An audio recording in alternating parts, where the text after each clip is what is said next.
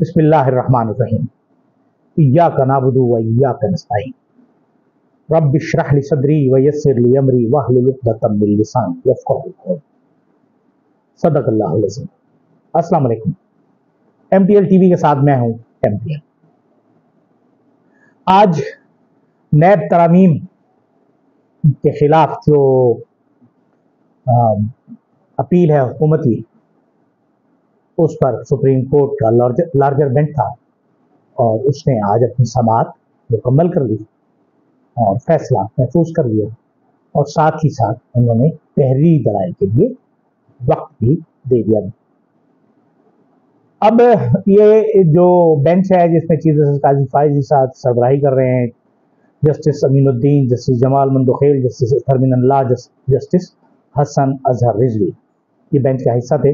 इसमें इमरान खान ने अडियाला जेल से इसमें शिरकत की वीडियो लिंक के जरिए, क्योंकि उन पर पाबंदी है, लाइव तो ये ब्रॉडकास्ट हो नहीं रही, क्योंकि इसमें अगर ये लाइव ब्रॉडकास्ट होती तो सुप्रीम कोर्ट की इज्जत खत्म हो जाती, नाक कट जाती।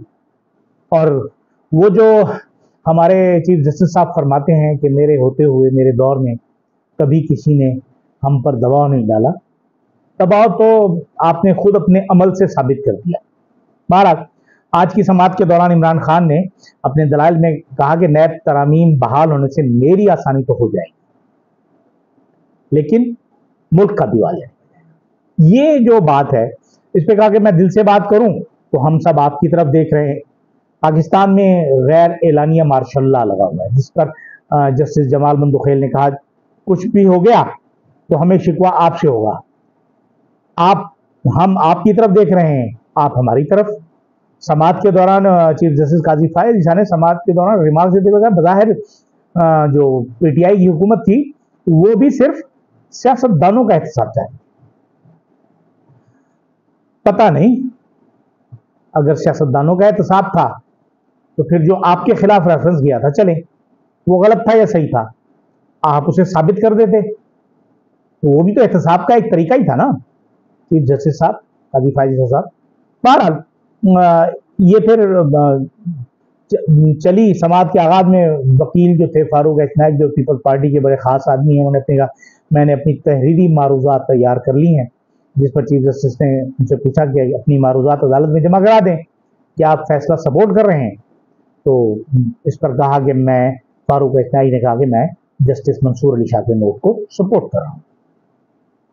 बहरहाल जी आज जो है जो सवालात जवाबात हुए उसमें ख्वाजा हारिस ने कहा कि नैब की बहुत सी तरामीम अच्छी हैं, 90 रोज के रिमांड से मुतमईन थे ना गिरफ्तारी से, जो तरामीम अच्छी थी उन्हें चैलेंज नहीं किया गया। चीफ जस्टिस ने पूछा कि कब आया ऑर्डिनेंस, तो ख्वाजा हारिस ने बताया कि 1999 में।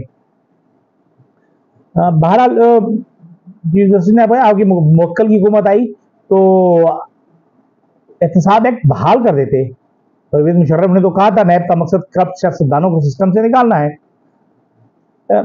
शायद इस मुल्क में सिर्फ सियासतदान करप्ट नहीं है, और भी बहुत से ताकतवर लोग करप्ट हैं, जिसमें ब्यूरोक्रेसी है, जिसमें फौज है, जिसमें बड़े बड़े बिजनेसमैन हैं। ये करप्शन करते हैं और ये एक दूसरे को फैसिलिटेट करते हैं। तो ख्वाजा हारिस ने इस मौके पर सियासतदान का नाम लिखा, दुबई लीक्स हैं, जाली अकाउंट्स हैं, उसमें अब उसमें क्या होगा, किसका नाम आएगा? जाहिर है सिर्फ सियासतदानों के नाम तो नहीं है। अब आपने लिमिट भी कम कर दी।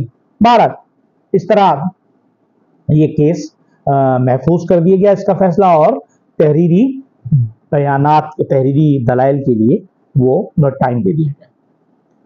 दूसरी तरफ अगर हम ये देखें, वजीर आजम हमारे गए हैं चाइना, और चाइना जाकर वो आज उन्होंने खिताब किया और उन्होंने फरमाया कि हम पाकिस्तान वाले जो है ना, चीन के तरक्की के मॉडल से इस्तेफादा करना चाहते हैं।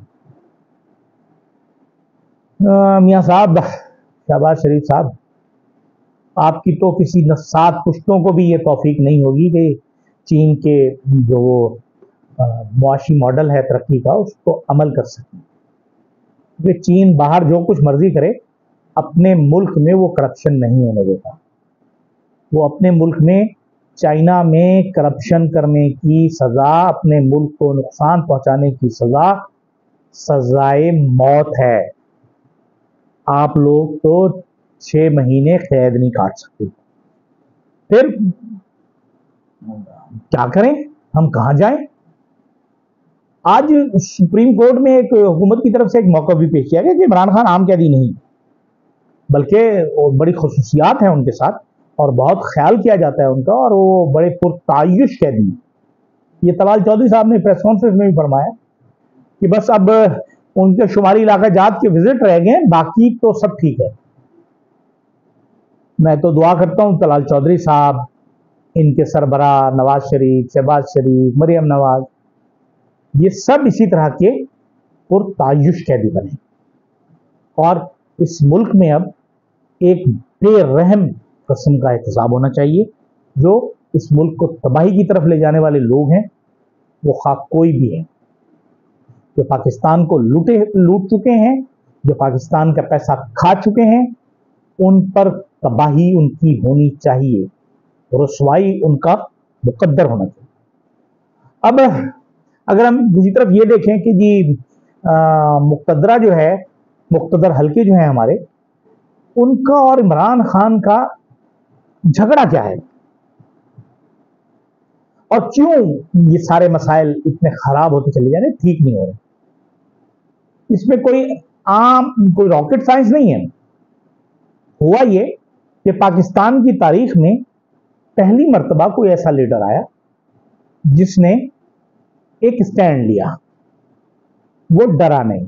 उसने कहा मुझे सजा देनी है सजा दे दो, मुझे फांसी लगानी है फांसी लगा दो, मुझे मारना है मार दो, और मैं आपके साथ कोई डील नहीं करूंगा। ऑफर्स आई, मुल्क छोड़ के चले जाओ, 3 साल खामोश रहो, XYZ। लेकिन इमरान खान अपनी बात से टस से मस ना हुआ।